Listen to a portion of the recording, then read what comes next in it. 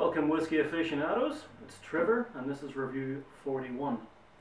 Now we were due to look at label 5, a Scottish blend, but this being St. Patrick's Day, we thought we'd change things around and go for a nice Tullamore Dew.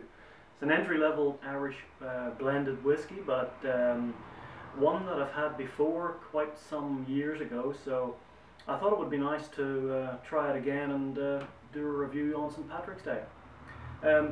The Tullamore Dew itself, the original distillery opened in 1826 by Daniel E. Williams, and that's Daniel E. Williams, obviously the initials. He became a bit of a legend at the time, and that's where the Dew comes from. Of course now it's owned by Jameson or the Middleton Distillery in County Cork, and it's a very, very popular drink. It's well marketed. Beautiful bottle, as you can see. This one's a nice big 1 litre bottle. It's not that expensive, and as I say, it's yeah, pretty well marketed. So let's have a look. Poured myself some earlier. Got a nice amber sort of tone. It's bottled at 40%. It's triple distilled, which is obviously, you know, it's a bit of an Irish trait. It's traditional, and it does lend itself to a certain smoothness, I guess, which some people would say is a little light, and given the fact that there's only about 5 Irish distilleries, you know, it would be nice, it would be good to see something really punchy coming out of some of these distilleries, which I'm sure will happen soon. I do believe there's another distillery coming up shortly. So, as I say, nice amber sort of colour on that. The nose is very there's a good hit of vanilla. It's light, sweet. You can sort of smell like a type of honey, if you like. I think this is sort of one of those whiskies that is great as a sort of an entry level. In fact, I think all Irish triple distilled whiskies are a great entry level because of the smoothness, the lightness. You're not getting into anything really heavy. On the taste,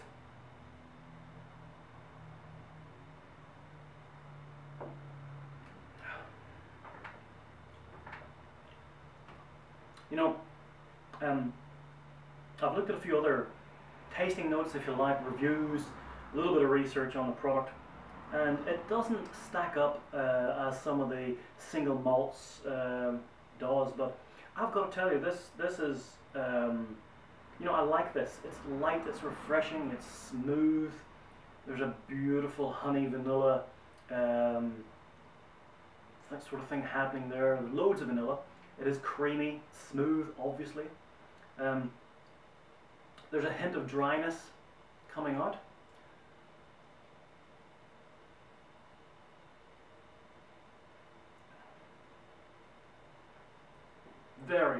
Very mild spice on the back of the throat, and the finish just comes off just a little dry at the end.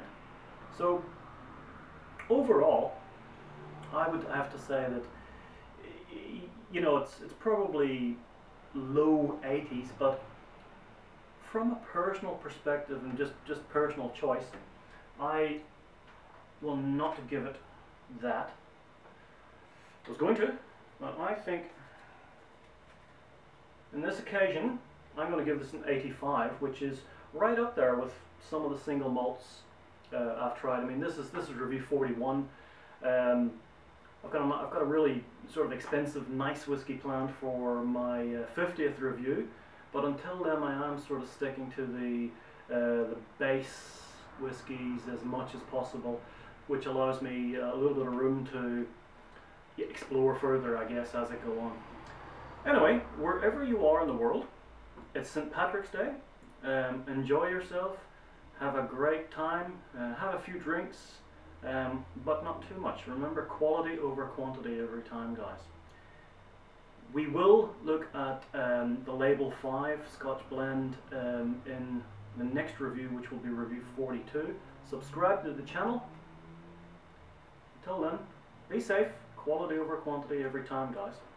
Sláinte.